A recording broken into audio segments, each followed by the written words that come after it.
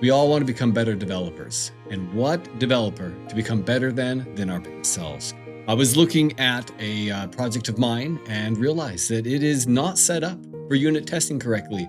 And it's a UIKit app, and today I'm going to show you how to fix that.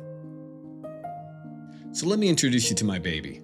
This is one of my first apps called STEMFox. It's a scientific calculator app.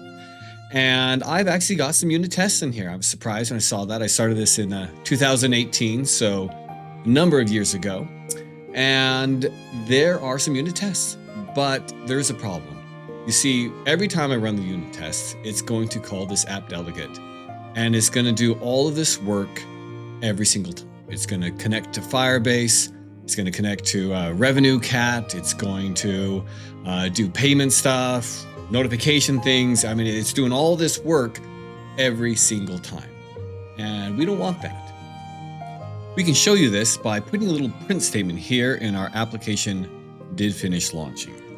So I like to do print statements with a little squiggly guy in front. And then, because that way down here, if I put the squiggly guy, it'll filter out everything but that. So now that we've done that, let's run our tests with a good old Command U. And we're going to wait. It's going to load. It's going to build. And if I'm correct, we should see an AppDelegate down here. Yep, AppDelegate. So that means that everything here in the AppDelegate is being run every time we run our unit tests. And that's not good. You're not isolating the app. You're not, you're doing extra work. All these issues that you really don't want to be doing. Fix this, the first thing we're going to do is create a test AppDelegate. So I'm going to go here to my test. I'm going to create a new function. Test app, not function, but a new class. Test AppDelegate. And here we go. I'm going to clear off this stuff. And I'm going to just paste in what I've already prepared. So I've called my Test AppDelegate. It's a UIResponder, excuse me, not NS, but a UIResponder, UIApplicationDelegate. And here we go. We are launching with these options. And I'm just going to return true there. And that's great. This is our first setup. And this is what we're going to use to replace this app, not that one, excuse me, this AppDelegate. So now how do we do that? That's the question that we got to answer next. So the issue right now is that we have this UIApplicationMain. We need to replace this so that we can dynamically exchange what AppDelegate we want to use. I hope you're finding this useful. If so, please take a moment to like and subscribe. I really appreciate it. Helps the channel out.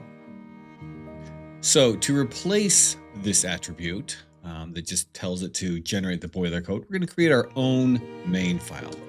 We're going to go here. We're going to go to Swift, create a Swift file. We're just going to call it main. We don't want to add it to tests. We want to add it to our STEMFox. And right here, we're going to just replace this like we did before. And we're going to replace it with this. So we've called this class. This says, hey, it's going to be AnyClass because that's all that the main is expecting. And we're going to say, hey, look for a class called TestAppDelegate. Now, if this doesn't exist, then we're going to jump and we're going to use the regular AppDelegate. So now let's go back to our TestAppDelegate. I'm going to put in a print statement like here, like we did before. Squiggly line, TestAppDelegate. Now let's run our unit tests. Oops, we can't do the implicit return. Here we go. It's yelling at us because now we need to remove this because we are explicitly saying what main we want to do. With this running and up and going, let's give it a go. We're going to hit Command U and we're going to run our tests and see what happens. And what's going on? We still hit our app. Why is that? Well, the reason is that although we've created our TestAppDelegate, this actually isn't exposed to Objective-C. So we need to expose this to Objective-C. Now, let's give this another go. So I'm going to hit Command U again to run the tests. Build, it runs.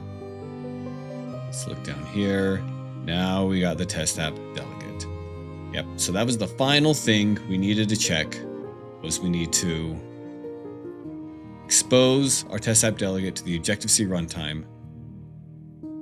Here we can implement this in our main file, and that's choosing this. Now, if we run our program, we can see that it's, under normal conditions, going to hit the main delegate. You should see it pop up here. Here's our app, AppDelegate, bada bing, bada boom, works like a charm. So that's how I like to prepare my apps for unit testing. I like to create a dynamic way of putting in the AppDelegate so that we can bypass the regular load. That provides us with a lot of safety, a lot of speed up, and we don't load, and we're isolating the stuff that we had done in our AppDelegate away from our unit tests. And we can test those things separately through unit testing themselves. Now that you've got a working TestAppDelegate, how are you going to implement it? What are you going to do? What kind of tests are you going to run? Let me know in the comments, and take a moment to like and subscribe.